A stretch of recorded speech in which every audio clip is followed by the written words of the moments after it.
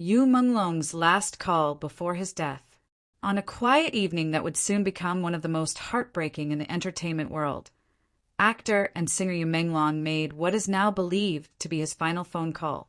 The details of that conversation, pieced together from phone records, statements from close associates, and the recollections of his family, have offered both comfort and sorrow to those who loved him. It was a moment suspended between life and loss, with the voice of a man known for warmth and composure carried a tone few had ever heard before, soft, reflective, and heavy with meaning. According to information shared by individuals close to the star, Menglong spent most of that day in his apartment in Beijing. Neighbors remembered seeing him earlier that morning walking his dog, wearing a gray hoodie and dark jeans, nodding politely as he passed. It appeared like any ordinary start to the day.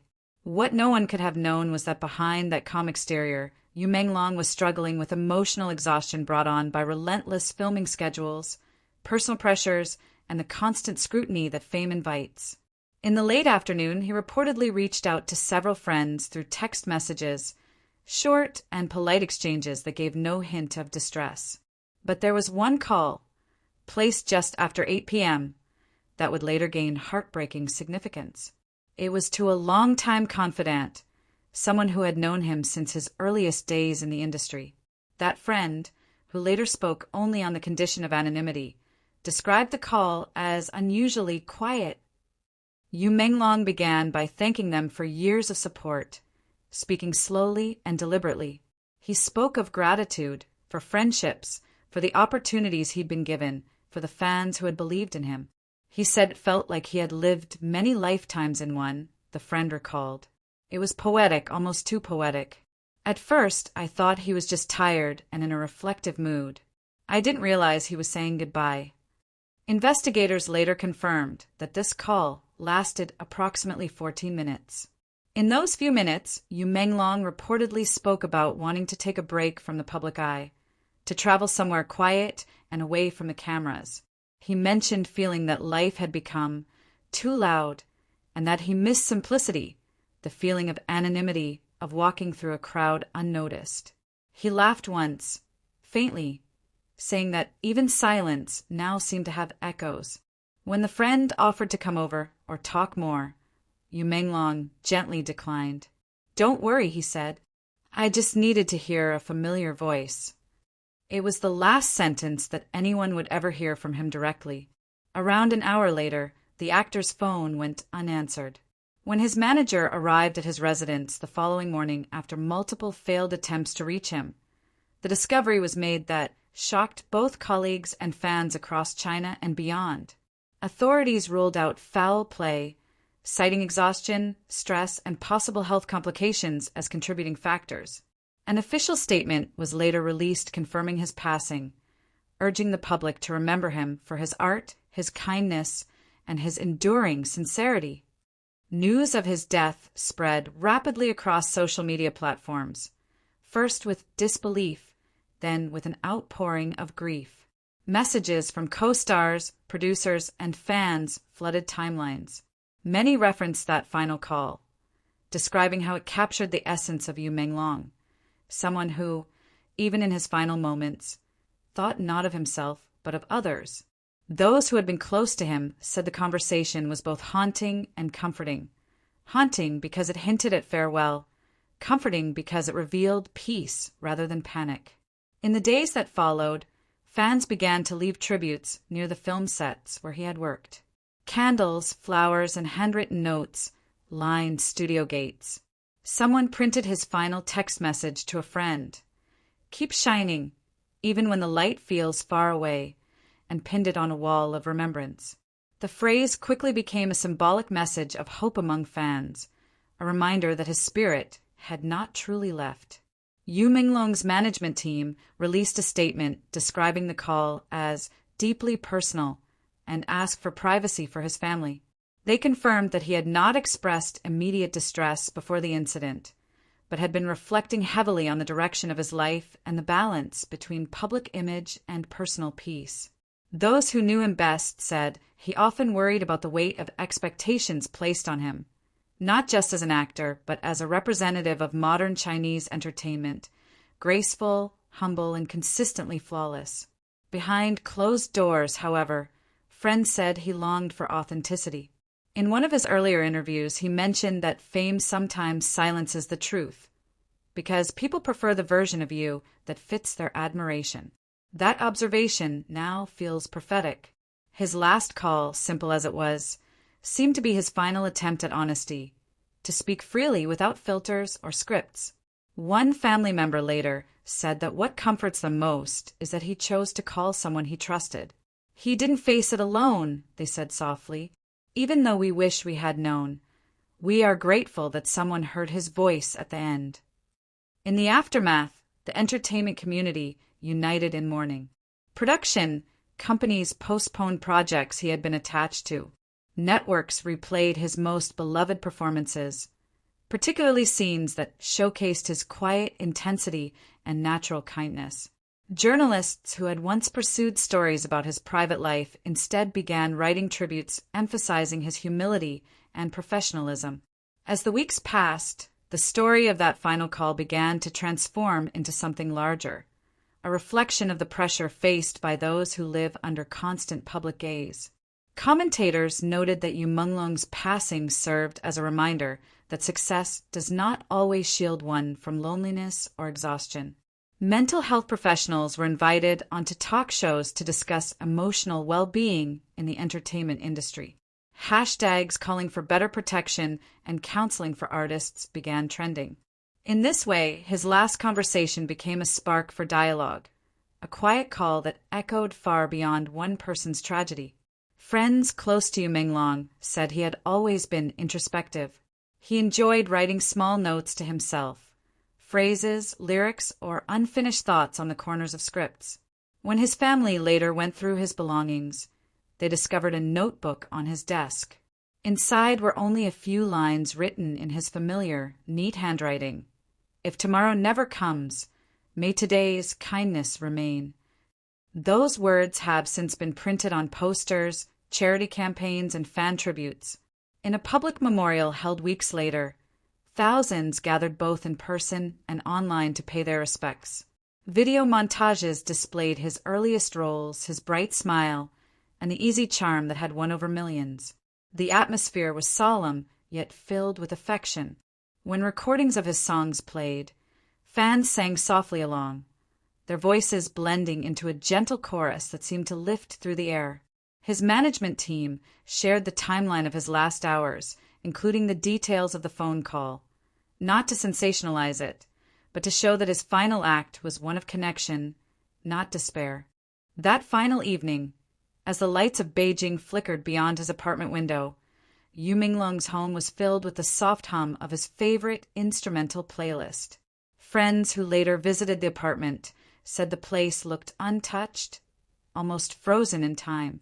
A half-finished script sat on the table, a warm cup of tea untouched beside it, and his phone resting on the sofa where he had taken that last call. It was a picture of calm that somehow carried the weight of everything unspoken. Those who listened to the voice recording of his final call, released privately to his family, described it as both haunting and gentle. He didn't sound defeated, only tired, the kind of exhaustion that seeps not from the body, but from the spirit. There was a pause midway through the call, a silence that stretched long enough for the other person to ask, "Are you still there?" He laughed softly and said, "Yes, I'm just thinking about how loud life gets sometimes." It was the kind of line that sounded ordinary in the moment, but in retrospect felt like a quiet confession. In the entertainment world, Menglong was known for his discipline. He was the type who never arrived late to set, never lost his temper, and treated everyone, from directors to assistants, with equal courtesy. That composure became his signature, but also his mask. Behind it, colleagues now realize he carried the weight of expectations that seemed impossible to satisfy. Every role had to be perfect, every performance flawless. He didn't know how to rest, one close co-star admitted. Even when he smiled, you could tell there was something deeper in his eyes, a kind of searching. That searching quality came through even in his final phone call. He asked his friend if they ever thought about what happiness really meant. The friend responded lightly, not realizing the gravity of the question, saying happiness was just being able to sleep peacefully. Menglong chuckled and replied, "Then maybe I've been awake for too long." The words now echo painfully for those who replay them in memory. After the news of his death broke, the world seemed to pause. Streets outside major broadcasting studios filled with fans holding candles, their faces lit by both grief and disbelief. A video surfaced online of a group of fans standing under a streetlight, playing one of his songs through a small speaker, tears streaming down their faces as they sang along. The video spread rapidly, gathering millions of views in hours. It wasn't just mourning, it was communion. Strangers united in their need to feel close to the man who had given them comfort through his voice and performances. Among those who came forward to speak publicly was his drama co-star Xing Fei, who described Menglong as the calm in every storm. During their final project together, she recalled him standing quietly at the edge of the set one evening, watching the sunset as everyone packed up. When she asked what he was thinking about, he smiled and said that every ending has its own beauty if we learn to look closely. At the time, she thought he was talking about their scene. Now, those words feel like a prelude to goodbye. Investigators later released a timeline of his last 24 hours, confirming that there were no signs of foul play or distress calls. Instead, it was a day marked by stillness, no meetings, no social media posts, no interviews.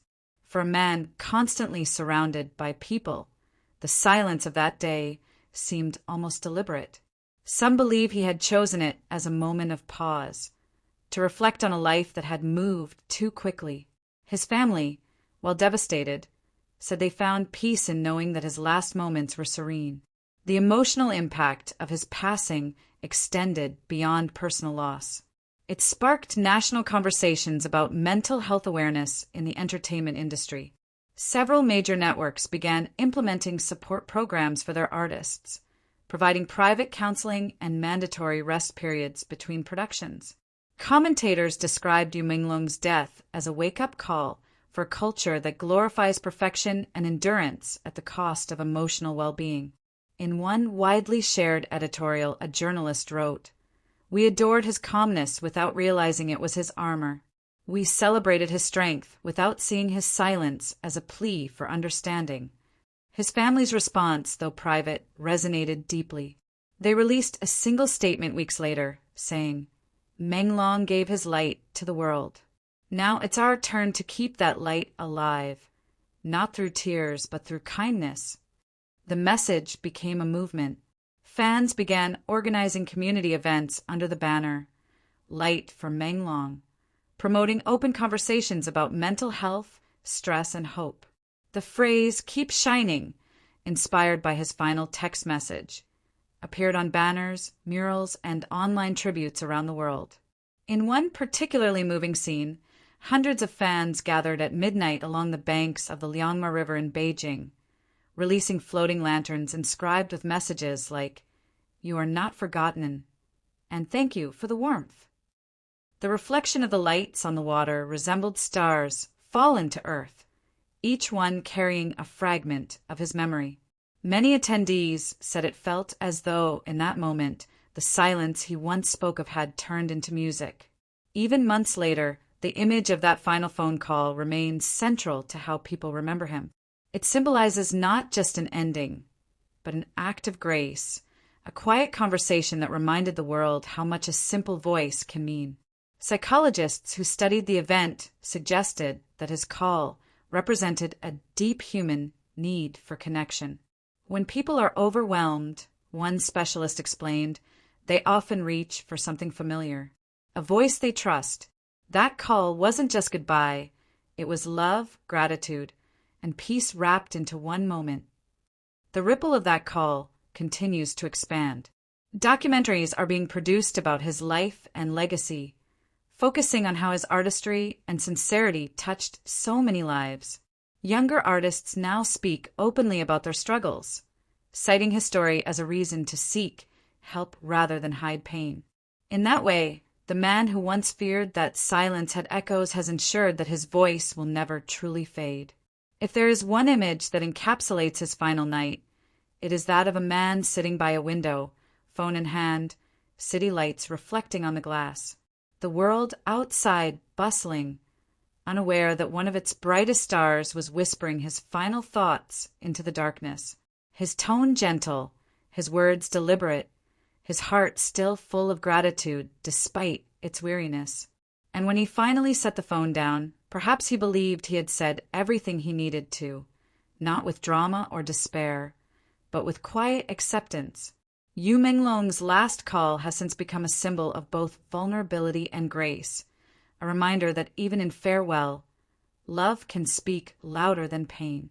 His voice, immortalized in that brief conversation, continues to echo not in sadness, but in understanding that to be human is to reach out, to be heard, and to leave behind a trace of warmth that time can never erase.